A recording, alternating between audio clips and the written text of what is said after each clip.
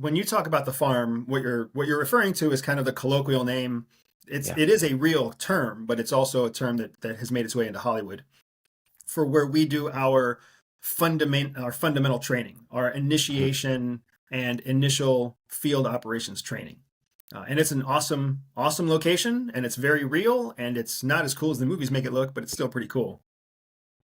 But the experiences that you have there are, to steal your word, pivotal for sure, Yeah. but they affect everybody differently, right? Because while we all come from similar traumatic backgrounds, and while we all come from, backgrounds that are high performing academically and high performing athletically and etc., we're still different people.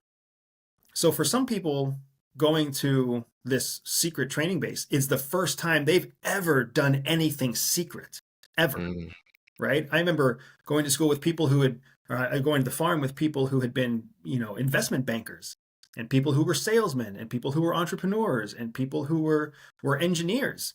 They had their whole life they'd been high performing, but they'd never done anything secret or clandestine. They'd never been on a military base at all, right? Whereas for me, I came from the Air Force. I came from nuclear missiles. I'd had a secret clearance since I was basically 18 years old.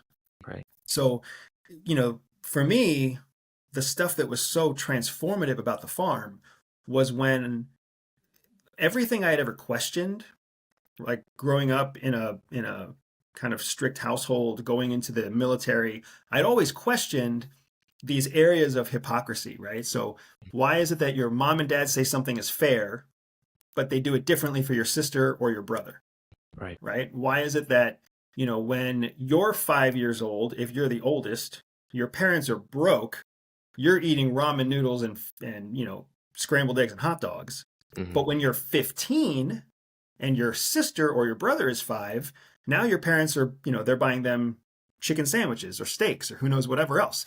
And you're like, this doesn't seem to make sense to me. Because Hmm. when you're a kid, you lose sense of the nuances of adulthood. You lose track of the fact that 10 years is a lot of time for your parents to start earning more money.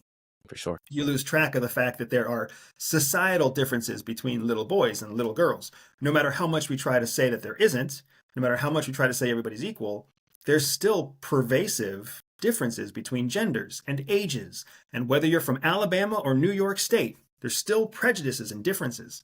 So I remember growing up and even in the military, I could see the hypocrisy. I could see that people were saying one thing, but that wasn't really the way it was.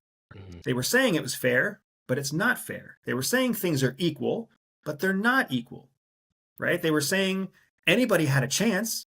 Not anybody has a chance. They're saying everybody has the opportunity. No, not everybody has the opportunity. But the narrative was so consistent that I couldn't help but think for the better part of my adult life, I must be wrong. I must be crazy because everybody else seems to believe it. Everybody else is following the marching orders. Like I was in the military. Everybody did what they were told in the military, even when the orders didn't make sense. Hmm.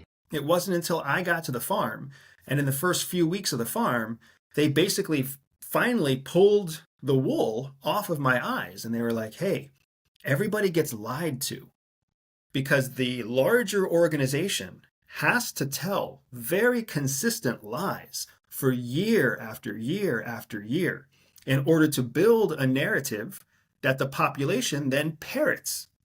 And you need a parroting population if you're going to control that population. And in a democracy, more so than any other population, you have to have a strong narrative and a population that parrots what their government says.